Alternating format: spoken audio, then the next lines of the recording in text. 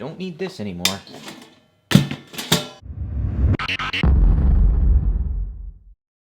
Hey everyone, this is Dan from DHTV, and today we're unboxing the iPhone 6. Let's get started. So here it is, the iPhone 6, and the box is very white and very plain. As you can see, one side, the iPhone logo, the other side, the other iPhone logo, and the other sides are all empty. And one thing I'm finding interesting already is compared to the older iPhone boxes, it just says iPhone instead of saying iPhone 6 or iPhone 6 Plus. So I guess they're just going with the standard iPhone name. So let's cut into the plastic here, as usual, covered in plastic. So we'll need the trusty, dusty unboxing knife. So we'll go ahead and peel away the edges here, oh so gently, not to damage the very important box, because I'm definitely going to be using this box a lot. All right. So right off the bat here, if you look at the actual top of the box, it's kind of got an outline of the iPhone 6, and it's the white color, so it's very plain. So let's go ahead and open it up. There it is, the iPhone 6, and I'm not sure if you heard it while I was actually opening it up, but it had somewhat of a suspenseful sound, and it kind of had like an airtight seal to the box, so it sort of made it a little bit more suspenseful. I don't know, I just found that interesting. Okay, so we'll move that to the side, and first off, you can see just by the packaging, that ugly sticking out lens on the iPhone 6. I guess they had to cut a hole, so that has a hole in it now. All right, first things, always the important stuff, your SIM card removal tool. I don't know why, but a lot of people seem to be misplacing it. But there it is with all of your paperwork, your Apple stickers, and the basics. Next, we have the accessories. So starting things off, the ear pods, which we've seen in previous generation iPhones. We have the power outlet, and then the lightning cable here, which charges the iPhone via USB. Now let's move around the iPhone and take a look at some of the differences and similarities to previous generations. You'll notice first off, the volume rockers now are horizontal rather than rounded as they were with the iPhone 5 and 5S. They're more like the iPod Touch or the iPhone 5C. We've got our standard vibrate or silence button right there. At the bottom, not too much different than most iPhones. We have our slot for our lightning port in the middle. We have our headphone jack and mic, as well as our speaker. So pretty much the same.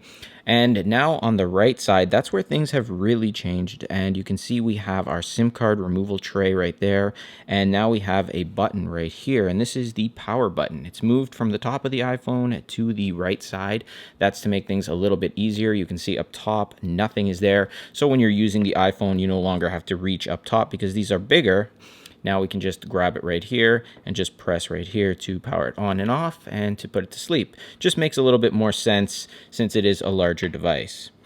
Now, one big feature you'll probably notice is just how thin this iPhone is. If we compare it to the iPhone 5S right here, you can see it's slightly thinner, coming in at just 6.9 millimeters, where the iPhone 5S came in at 7.6 millimeters. In terms of the edges themselves, you'll notice now that they are rounded rather than flat, which is a change from the iPhone 5 and 5S. I kind of like it. It does feel a little bit slippery though in the hand, especially when you consider the back here. This one here is space gray. You can get in gold or in the white color, which is still kind of gray, but this actually makes it very slippery. I'm not sure if it's because the bottom and top sections here are missing that plastic we had with the iPhone 5S and iPhone 5, but it does seem fairly slippery when holding it. Now, with that being said, on the front side here, we still have the now familiar Touch ID fingerprint scanner at the bottom. Up top is the FaceTime camera, the HD FaceTime camera, which has been upgraded with some burst modes as well as HDR with video and photos. On the back side here, we'll move back to the camera. You can see it's kind of protruding or sticking out, which is ugly to me and kind of takes away from how thin this iPhone actually is. It's unfortunate that they did this, but I guess they had to. This has been upgraded as well. There's a lot of different features that give you better photos, a better video. If you want more information on that, there's a link in the description down below. I did a full video on the specifications of this camera. Now moving again to the sides here, you'll notice it's rounded rather than flat that we've noticed with most iPhones since the iPhone 4 all the way to the 5S. Now we've gone back to the rounded edge here, and this is good and bad. One good feature is that it's seamless, so you sort of have the metal kind of folding right into the glass. It looks really nice, but that's going to lead you to a more damage-prone phone, and with the camera sticking out like this, if it falls back first, the first thing that's going to get it is that camera right there. If it falls on the corners or on the front, because that glass is sort of curving and it's got that seamless feel, it kind of sticks out too. You can kind of see it sticking out. If that falls on any corner, you're pretty much going to shatter the glass. Also, with that being said, because it's rounded, fully metal on the back, it's very much like the HTC One M8, almost the same kind of feel, same kind of rounded look. If this falls, and it is slippery. Trust me, it is slippery. Just holding it like this, it's like it's sliding around like nothing in my hand here.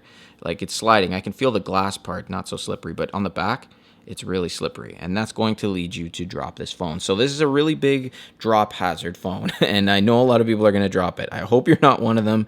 And I hope I'm not one of them because I have bad luck when it comes to those kind of things. But hopefully you enjoyed this video. Join me in the next videos by subscribing to my channel. It'll let you know when I post new videos, and I post tons of videos on the iPhone, and I will be posting them on the iPhone 6, giving you guys tips, tricks, tutorials, showing you how to jailbreak it, upgrade it, help you guys solve some errors and anything you really have a problem with. If you have a comment or a question, leave them in the comment box down below. I answer every comment that comes my way. Also hit the like button if you enjoyed the video, and I will see you in the next one.